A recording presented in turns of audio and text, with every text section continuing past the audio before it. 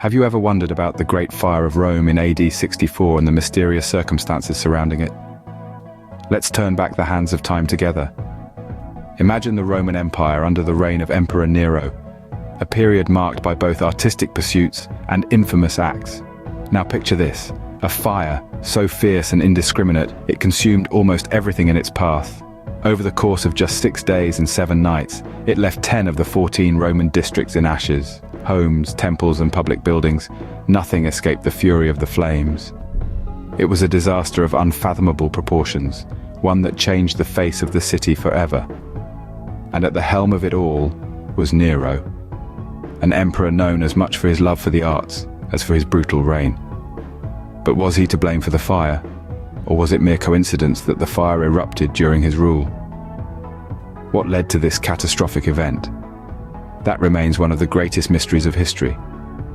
Emperor Nero, a figure known for his artistic pursuits and infamous reign, was at the helm when the fire engulfed Rome. Now, Nero was no ordinary ruler. He ascended to the throne at the tender age of 17, and his reign was marked with scandal, conspiracy, and intrigue. He was known for his love of the arts, particularly music and theatre. Recent archaeological discoveries even suggest he had a private theatre near the Vatican, where he practiced his poetry and music. But beneath this artistic facade, Nero was a man feared and despised by many. His rule was characterized by extravagant spending, political murders, and perhaps most famously, the brutal persecution of Christians. In July of 64 AD, a fire broke out in the city of Rome. It raged for 6 days and 7 nights, turning the once vibrant city into a smoldering ruin. What remained of the city was a shadow of its former glory, with 2/3 of Rome reduced to ashes. Now here's where things get interesting. Rumors began to circulate that Nero himself had started the fire. There are accounts of Nero watching the city burn from his palace, strumming his lyre and singing. Some say he was inspired by the destruction, planning to build a more opulent city in its place. Others suggest he wanted to scapegoat the Christians, thus justifying their persecution. However, these are just theories. Nero's actual role in the fire remains a mystery. Some historians argue that he was miles away in Antium when the fire started and returned to coordinate relief efforts. They suggest that the rumors were simply that rumors spread by those who wished to undermine his rule. Whether Nero ignited the flames or not, the fire marked a turning point in his reign and in the history of Rome. The fire, and Nero's subsequent actions, would set the stage for a period of intense persecution and change. But that's a story for another time. The fire left Rome in ruins and its people in despair, but the aftermath brought about some unexpected developments. In the wake of the fire, Emperor Nero seized the opportunity to reshape Rome according to his ambitious vision. The devastation that had once been Rome's streets and homes became the canvas for Nero's grand architectural projects. Where once stood traditional Roman buildings, now rose structures reflecting Nero's love for extravagance and art. Nero's magnum opus was the Domus Aurea, or the Golden House. This sprawling palace complex spanned from the Palatine to the Esquiline Hill, covering an area that was once the heart of Rome. It was a vision of grandeur, with its gardens, artificial lake, and buildings adorned with gold leaf, precious stones, and ivory. The centerpiece was a colossal statue of Nero himself, the Colossus Neronis, a testament to his vanity and his vision of Rome as a city of unparalleled splendor. Nero's Rome was not just about grandeur, though. He also sought to improve the city's infrastructure. He implemented building codes that required homes to be spaced apart and constructed with fire-resistant materials. These changes, though motivated by practicality, transformed the cityscape, creating wider streets and more open spaces. Nero's rebuilding project was not without controversy. Many Romans believed that the fire had been a convenient excuse for Nero to undertake these grand projects. Accusations of Nero playing his lyre while Rome burned have endured through history, painting a picture of a ruler indifferent to his people's suffering. Nevertheless, Nero's Rome rose from the ashes, a testament to his vision, if not his methods. The grandeur of the Domus Aurea, the wider streets, and the improved building codes shaped the Rome that would endure for centuries. The fire, while devastating, paved the way for a new Rome under Nero's vision. But amidst the ashes of the old city, a new conflict was brewing, the persecution of the Christians. As Rome smoldered, Nero needed a scapegoat for the Great Fire. The emperor found his targets in a relatively new group, the Christians, a sect that was already misunderstood and mistrusted due to their refusal to worship the Roman gods. The Christians made for a convenient target. Nero accused them of arson, publicly declaring them the culprits behind the destructive fire. This accusation was the spark that ignited a horrific period of persecution.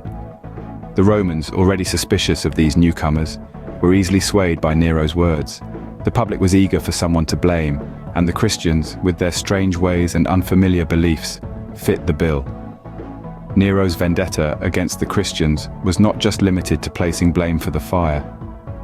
He used this opportunity to further clamp down on them, escalating the existing social prejudice into state-sponsored persecution. This marked the beginning of a dark chapter in Christian history that would last several centuries, with Nero's reign standing out for its particular brutality. Christians were arrested, tortured, and executed in a variety of gruesome ways, from being thrown to wild beasts in the arena to being burned alive as human torches. Their treatment was not just a response to the fire, but a broader attempt to suppress this new religion that Nero and many of the Romans saw as a threat to their traditional way of life. Yet, despite the brutal persecution, Christianity continued to grow. The faith of those early Christians, their willingness to hold on to their beliefs even in the face of death, struck a chord with many Romans. This resilience in the face of adversity would later become a cornerstone of the Christian faith. Nero's blame game led to one of the darkest periods for Christians in Rome. The persecution of Christians was a horrific chapter in the history of Rome, marked by violence and injustice. In the years following the Great Fire, the Roman Empire, under the rule of Emperor Nero, unleashed a wave of terror upon the Christian community. The extent of this persecution was vast, reaching every corner of the city. Methods of torment were varied and brutal, with many Christians becoming victims of public executions, often presented as a form of entertainment in the gladiatorial arenas. Yet it was not just physical violence. The persecution was psychological too. Christians were scapegoated for the fire, shunned by society, and forced into hiding. They were made outcasts in their own city, their lives marked by fear and uncertainty. But what stands out in this grim narrative is the resilience and faith of the Christians during this time. Despite the threats, the violence, and the relentless persecution, they did not renounce their faith. They continued to gather in secret, to pray, and to support one another. They found strength in their community, in their shared faith, and in their belief in a higher power. Stories of their courage and their unwavering faith echo through the annals of history. They faced their trials with dignity, their belief in their cause unshaken by the horrors they were subjected to. They chose to endure suffering and death rather than renounce their faith. Their actions are testament to their deep-rooted convictions and the strength of the human spirit. This era of persecution was undoubtedly a dark time, yet it also highlighted the indomitable spirit of the Christian community. It was a time of heroes and martyrs, individuals who faced down the might of an empire, armed only with their faith and their courage. Despite the relentless persecution, the Christian community in Rome remained steadfast in their faith. The Great Fire of Rome and the persecution of Christians are two significant events that shaped the history of Rome. As we reflect on these events, we delve into the heart of a city that was once the epicenter of an empire and a community whose faith was tested in the crucible of persecution. The Great Fire of Rome, an incident of such magnitude, forever altered the landscape of the city. Yet, it was more than a physical transformation. It marked a turning point in the reign of Nero. His response to the catastrophe, his pursuit of grandeur in the face of calamity, all paint a vivid picture of a leader caught between the roles of a ruler and an artist. Nero's reign, infamous for its extravagance and tyranny, was also a period of significant architectural innovation. The discovery of his private theatre near the Vatican underscores this aspect, offering us a glimpse into his artistic inclinations. Yet, the same leader, known for his love of poetry and music, was responsible for one of the most brutal persecutions in history. The early Christian community, a minority in a predominantly pagan Rome, found themselves the scapegoats for the Great Fire.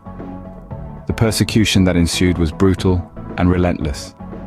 Yet, it was in this crucible of suffering that the Christian faith was tested and ultimately solidified.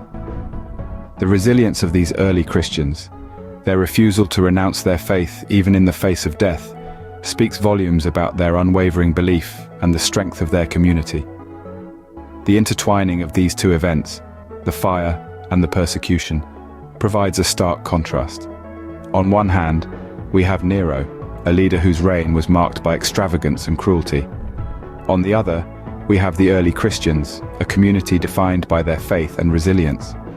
This juxtaposition offers us a unique insight into a turbulent period in Roman history, a period marked by destruction and renewal, persecution and faith. These events, shrouded in mystery and tragedy, continue to intrigue historians and remain significant chapters in the annals of Roman history.